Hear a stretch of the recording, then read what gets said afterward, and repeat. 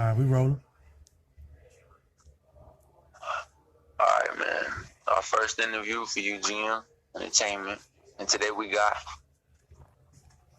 Swift Loc the Ghost. Facts. Welcome to the channel, man. So, Swift Loc, where are you from? Originally, I'm from New York. I was born in Queens, but I was raised in Brooklyn. But I moved to South Carolina when I was 9 years old. And what was South Carolina like? I mean, it was different, because coming from New York, it's a big difference. It was a whole lot slower, but I mean, it was all right though. Yeah, man. How old are you? I'm 26. I'll be 27 September 1st. Right. And so, when did you actually start making music? I started making music at the age of 9, the summer of 2001. My big brother helped me. Cause like my brother was like, I asked him to teach me how to rap. He said, I can't teach you how to rap. I could teach you how to format your bars on paper. And then from the rest, if it's in you, it's in you. If it's not, it's not. Right, man. So growing up, you said Brooklyn? Yeah. So growing up in Brooklyn, what kind of upbringing did you have? I mean, when I was 6, my pops went to the joint. And Mom Dukes used to always work. And in the house, it was me, my grandmother, my brother, and my oldest sister. And it was all right. I was just a little curious, little young nigga. I was bad as hell, so I stayed in something. Yeah. And how did you specifically get started in the music scene? As far as the studio, hitting it every day. What was your moment whenever you was just like, I really want to do music? I was in middle school, and I was just seeing motherfuckers standing in a circle rapping, and I was like, if I do that, I know I can be better than all of them. And that summer when I went to New York, because I was already living in South Carolina, that summer when I went to New York, that's when I linked with my brother and just took off from there. Yeah, so he was kind of like the man who showed you how to get down in the music scene, right? Yeah, I remember my first rap group I was a part of my brother shit. Like his was Overall the Greatest, OTG. And then he had the OTG Young Guns. And that was me, my cousin, and one of my homeboys. Right. So whenever you did start getting into hip hop and rap, what was one of your main influences that inspired you to start rapping? My big brother. Because I wanted to be just like him when I was younger, so I just took off in the path he took off in. What was it about your big brother though? What was it like? Was it his flow, his delivery? What was it that really mesmerized you? See, at a young age, he kind of reminded me of Pop because that was his favorite rapper, so that influenced a lot of his music. So, I mean, that's pretty much me wanting to be just like my big brother, so. Yeah, man. A lot of artists when it comes to writing a lyric, songwriters have a process, So like Lil Wayne, sometimes he'll hop in the studio, nothing, just him in his mind. It's the same thing with Young Thug, So when it comes to writing a lyric, they have a process. What is your writing process? Honestly, I'll play the beat. If it takes me more than at least 1 minute to come up with 4 bars, I won't do it. I'll just go to something else. But really, I'll just write whatever come to my head, and y'all get it how it come to me. Right. I feel you, man.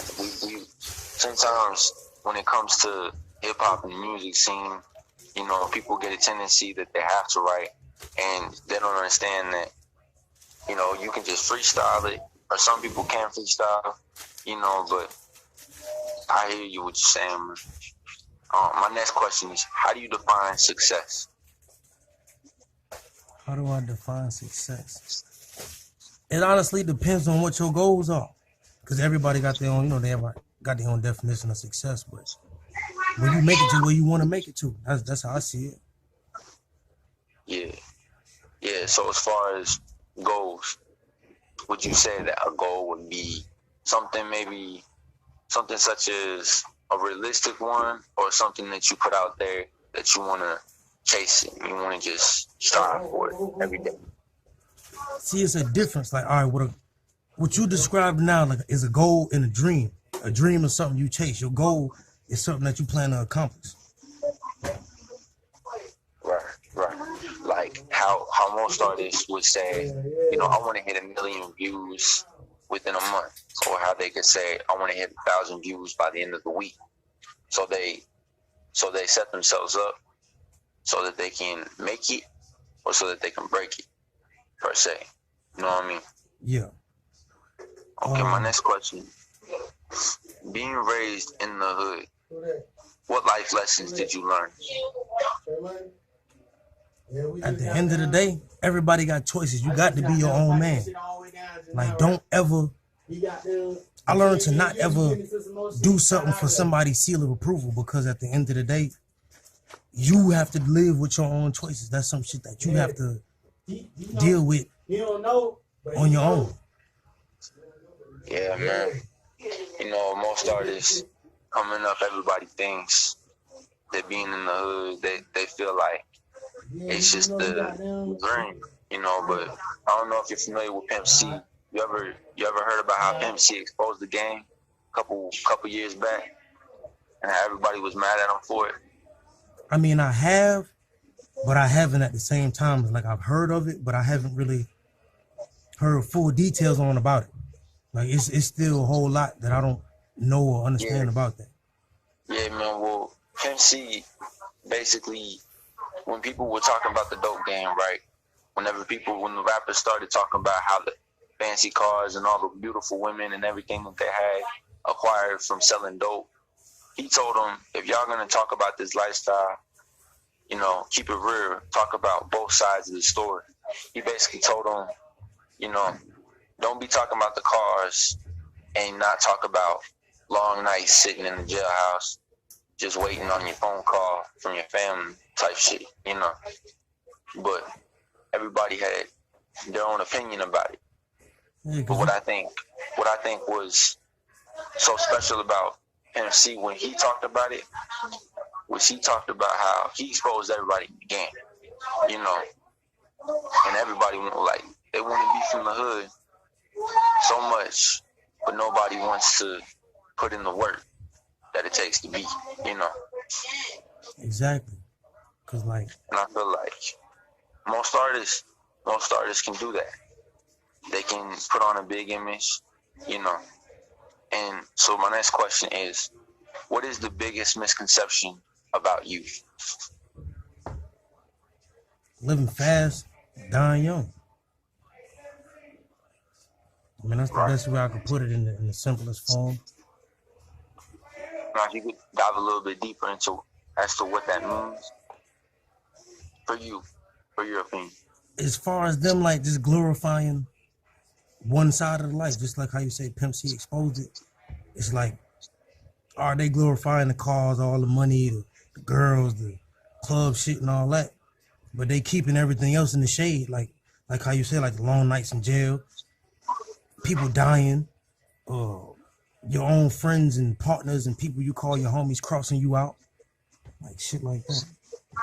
You ever had any situation where you had a man, he turned on you, you thought he was your man, and he set you up bigger than anything?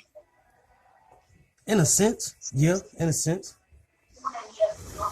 Yeah. It was a situation to where my house got robbed and my homeboy knew about it because the dudes who robbed my house, because we was all from the same hood, but the niggas who robbed my house went to him like, oh, yo, we just robbed his house, don't tell him.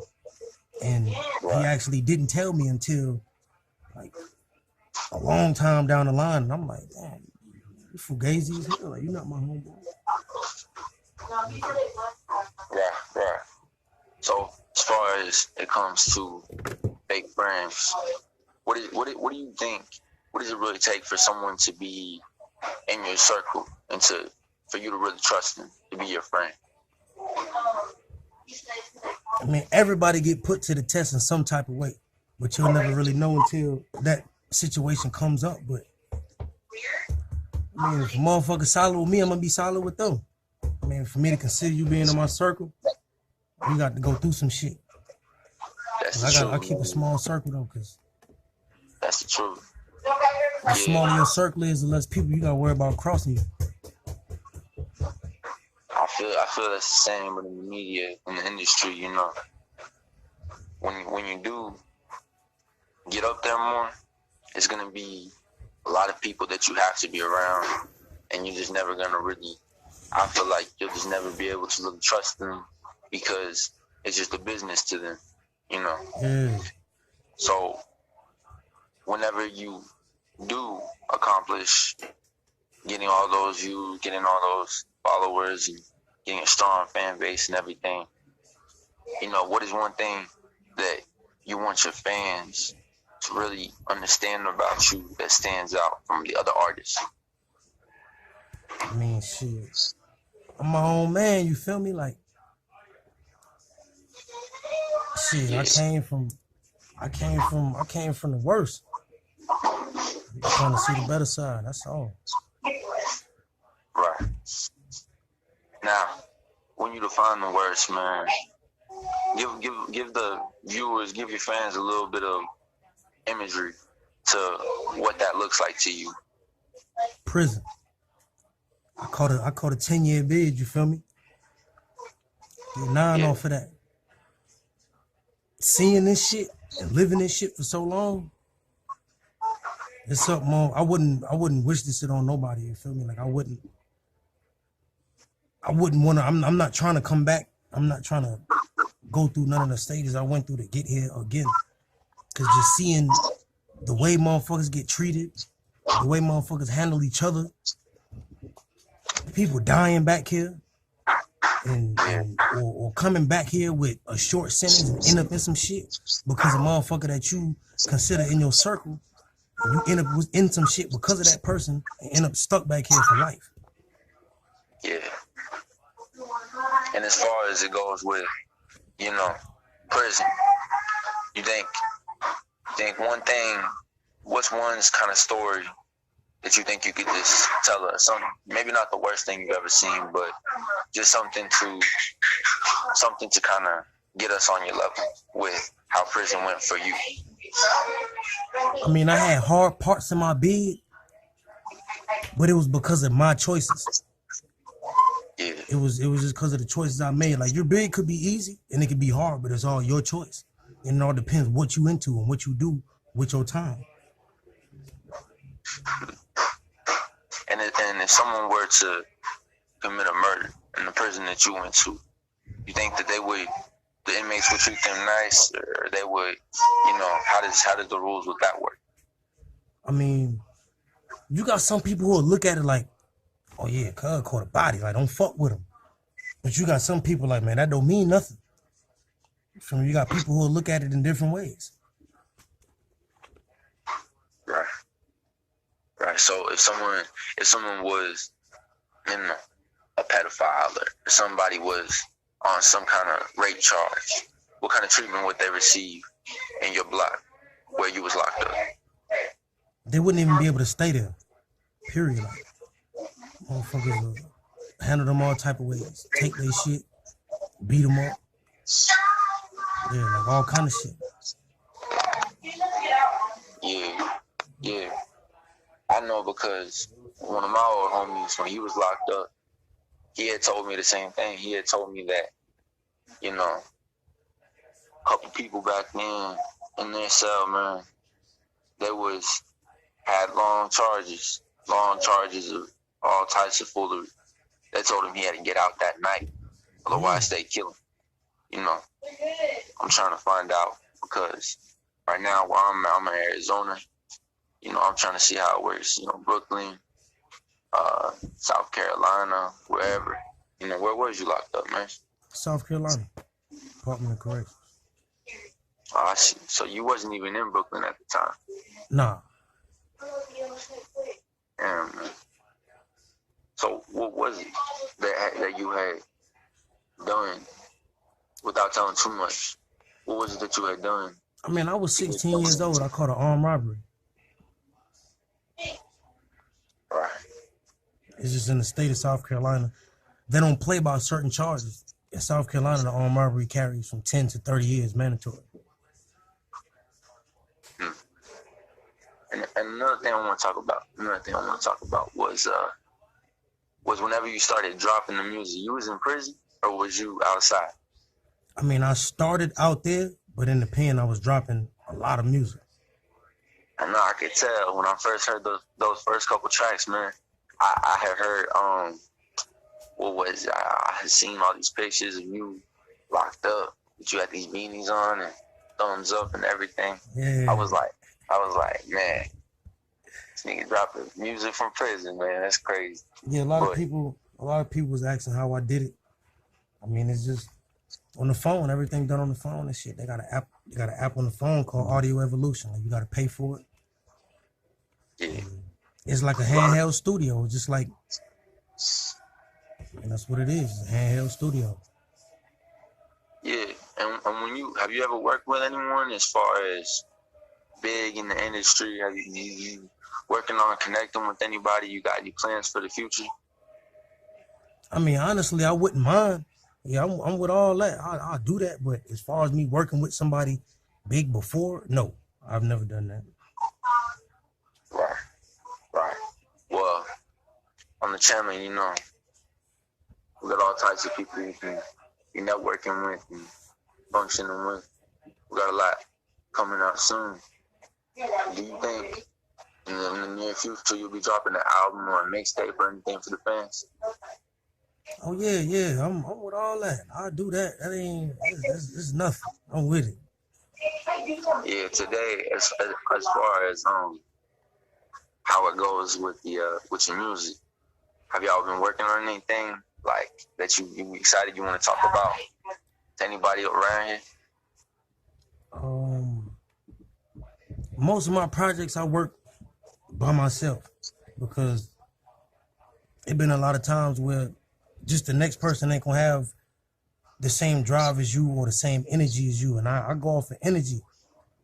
Like, and sometimes a motherfucker ain't gonna move in the pace that you can move. Like, I could easily drop 3-4 songs a day.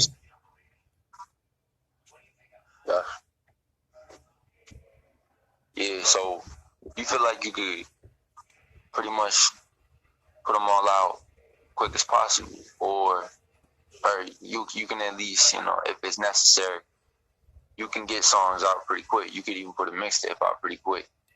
Right? Yeah, definitely. You know, that's a real talented gift, man. Because most artists that I work with, they always tell me, you know, I can put this EP out, or I can put this out, and I can do this, but it's gonna take me a couple months. Might even take me a year. And I feel like some of these cats, man, some of them, they don't got no work ethic but that's just my opinion. You know, I think if you can write a song within a week, that will be a good pace. But some of them, they take the game, they take the whole game for granted, man. I mean, shit, I could write a song in a day. I've done that on multiple occasions. Right. I know. When it comes down to it, you know, you really got a passion burning for this game. It's gonna come out. People are gonna see it. You're gonna get to express yourself the way you want to be expressed. You know. Yeah. Have you ever done any shows? Never. I mean, the closest thing I've ever done to a show was performing in front of the dorm. Like, it's like a bunch of people in the dorm, and there's somebody beating on a door or a table or whatever it is, and I'm just rapping for everybody. And then, yeah. How was it, man? How was it? Was there anybody that had encouraged you to tell you like Swift, man, you got it.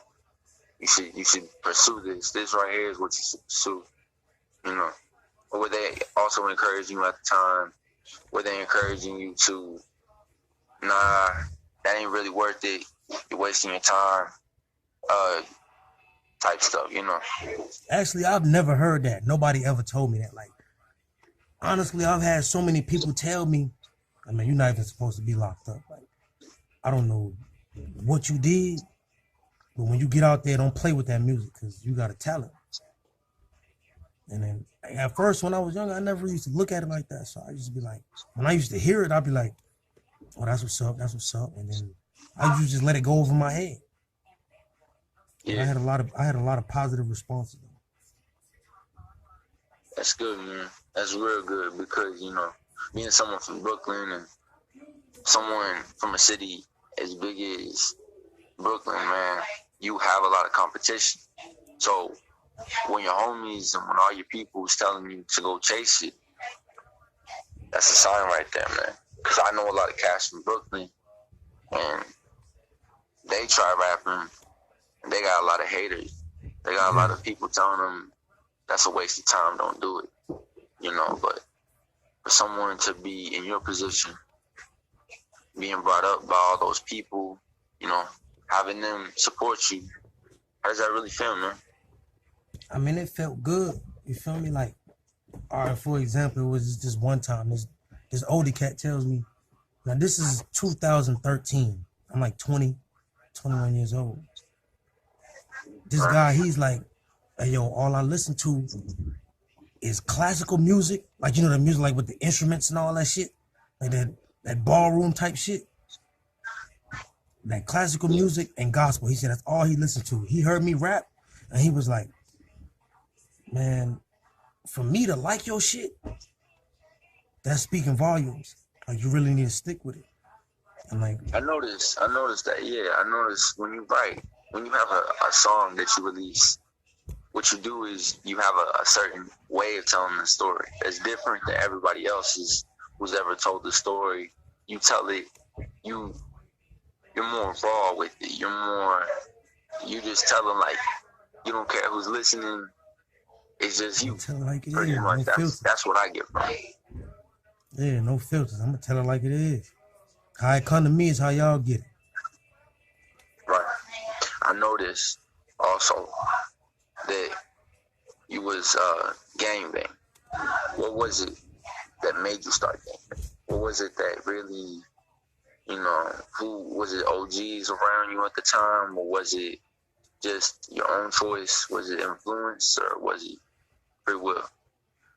I was 13 years old when I started banging. You feel me? So, and then all the members of my family, that gangbang was Crip. I had one cousin who was blood, but majority of my family members that bang was Crip. And I used to be a lot, at a younger age, before I was 13, I used to be around a lot of Crips, but I didn't know nothing about it. But I just always felt that love. So I'm like, shit, this the type of shit I'm with. Like, niggas showing love like this, niggas doing this and doing that. I'm with that type of shit. Yeah. Any specific times you can recall, maybe you was close to death or was a near-death experience because of the gangbang, because just of every choice that you made while you was in the streets? I have to say mostly in the pen. I done been through some shit. Little combats and shit like that. Cause like in the pen, niggas are fighting shit, but niggas really using knives and shit, you feel me? So if a nigga sling that knife and hit you in the wrong spot, you done for. Yeah. I mean, so it was a situation. I was with one of the homies and shit, and I ended up getting hit. But, it wasn't fatal or nothing, but it could have been, though. I just happened to be blessed and shit. You feel me? In the heat of the moment, I know how you can react to it. You the type of person to, damn, I got hit, or are you the type of person to get to safety as fast as possible, even if you're bleeding out? Honestly, in that situation, I knew I got hit, but I didn't think it went through. Because that was my first time getting hit, so I thought it was going to feel a whole different way. And I'm sitting there like, damn, did I get hit just now? Or am I tripping? And I felt some shit trickling down my side. I'm like, I know this ain't sweat. My adrenaline ain't pumping that hard. I open up my coat and I look inside. I see all the blood. Now, one of my homies panicked, like, yo, you gotta go to medical. I'm like, nah, I'm straight. Just, hey, patch me up, and I'm finna go handle the situation. But I ain't never really been. I've always learned from a young age not to panic. Don't ever panic. In whatever situation you in, it could be something real severe. It could be something real minute. Just don't panic. Yeah. And did you learn anything after getting hit, feeling that wound pierce your body? Did you learn anything, and did you pick up any information that you was like, I gotta keep this for the rest of my life? I mean, at that time, I was just like, it was my fault because I followed up the next man. I followed up one of the homies. And like I say, shit could have been way worse, but I just learned to be my own man. I don't ever follow no nigga up. I know how a lot of that stuff goes down, man. It's all because somebody else, in the streets, it's always somebody else's problem, and they gotta get their homies, and they gotta tell everybody, the biggest story ever, just to get them on their side. Exactly. And most guys, they be lying, man. So I know, I feel what you're saying. But, That'll happen. In the streets, it's more like every man for himself, It's not too many that play fair. Exactly. It's the type of thing, do you believe what's wrong with our youth is how the culture spread so quick and the fire spread so quick about gangbang, flashy cars, flashy jewelry, the lifestyle? Yeah, because when they see it, they're only seeing one side of it. They're not seeing both sides, and once they get into it, it's too late. It ain't no turning back. And they'll see it. They're like, oh yeah, this dude right here, he a Crip. He get money. He always got bad bitches with him. Nigga always pushing a fly V. And they're like, shit, I want that. But they don't know or see what comes along with it. They only see on one side. Yeah, most people, they only be joining it, man, because what they see on TV. When they actually hit the pavement, they jump off the porch, it's a whole different story. They really got to go put in work. They really got to go do some shit. They really got to go hit a lick with somebody, But when it comes to how you say the youth being led, would you say that it was worse or better than how you grew up? See, when growing up, it was different because I don't know what to say if it was better or worse. I think it's worse now because they more influenced by shit that they hear in music and seeing the music videos and shit like that. Yeah. And you believe that they're just being led by worse influences than you had growing up? Instead of saying led, I'll say misled. But yeah, correct, yeah. I'll say that. Yeah. Why are you taking my kid? But in the end of it all, how do you feel about the end result? I'll come back. Children not growing up without their fathers, mothers being strung out on drugs. How do you feel that could really mess up a child's life? Oh, it can though, because it all depends on their upbringing. It's like you say, pops might be locked up, moms might be on drugs or whatever it is she doing, and they coming up seeing that and they feeling like that's the way it's supposed to be. Like, oh yeah, this is what it is. All right, yeah, this is my life, so that's how it's supposed to be. Yeah. And have you ever met anybody as far as the man didn't grow up with no life, or no real life models, no real anybody he could look up to? He just did it himself, and you feel like you're that type of man, and you feel like you had real people that was on your side? I had people that was on my side, but I didn't want to utilize it. I was like, fuck that. I want to get it on my own. I don't want nothing from y'all. A lot of the shit I did, I didn't have to do. But learn from it. Live and learn. Trials and tribulation. Everything trial and error. Exactly. Most people don't want to start from step one. I see a lot of people, they just want to be at the top and not put in the work for it. They expect everything to be perfect. Instead, you gotta make mistakes in life. And I see a lot of kids that discourage themselves because of that. Me personally, I'm the type of person, I help out somebody if they're on their knees. If they're falling, if they're really down, But 17. I mean, you got some people who can just make it look good. At 17. yeah, They just make the best of the situation. And you didn't? but And you see peace out on that? what else do you think you would want your fans to know about you, man? That as far as music, outside of music, something that really made you a changed man, different from everybody else outside of music. I mean, just me being able to think, like I'm not easily influenced. I don't put on for nobody. Everything I do for me and mine and shit. But shit, I'm gonna just make music and do that shit for the people and shit. Shit, either like it or not, somebody gonna bump my shit. Correct. Yeah.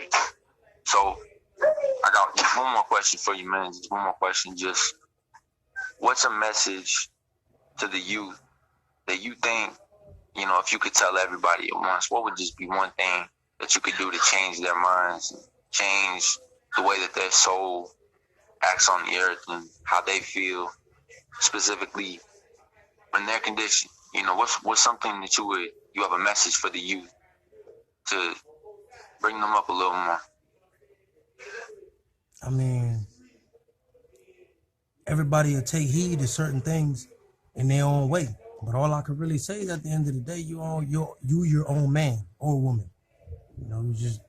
You make your choices for you and not for nobody else. I know that's right, man. Yeah, man. Swift Loc the Ghost, man. Yeah. UGM Entertainment. Yeah. Shout out to UGL, man. Shout out, man. Any more shout outs you want to do, man? I mean, yeah. Shout out to UGM. Shout out to all my dirts. Shout out to all the Locs out there pushing it. Y'all niggas keep y'all head up. Shout out to the homies that's in the pen. Shout out to the homies that's out there. CIP to the homies that's gone. Shout out to my big brother Hefe Guapo. Shout out my homie Pun, Lil Sav, Lefty, Bam, everybody. Yeah. Yeah, man. Shout out to homie M-Lo. That's my 9-0 nigga. Yeah. Shout out, man. That's how it is, But it was good having you, man. It's good talking to you. What can we expect in the near future that you could be dropping? Like, what's anything you could tell us, or is it we just gotta wait for it? We just gotta be ready for it. Yeah. I'm working on a mixtape called The Program. I'm actually doing part 2 first. I got The Program part 2 coming out. I got an EP called It Was Written coming out. And I'm working on another EP. Like all the songs are gonna be under 2 minutes. I haven't really came up with a title for it yet, but I'm gonna drop that real soon too. Right, man. And last thing, just where can we follow you? Where can we get your socials at? Where can we see what you're doing off of YouTube? I'm on SoundCloud, Swift Loc the Ghost, Swift SWIFT space LOC space THE space Ghost GHOST. I'm on Instagram. It's Craft Gang Stupid. It's capital CRAFTGANGSTUPID. And my Facebook is Leonardo Osama the Craftio. Yeah, man. Swift Loc to go. So it was good having you, man. Oh yeah. I'm glad you pulled up for the interview. Be safe, man. God bless you. You do the same. Third game.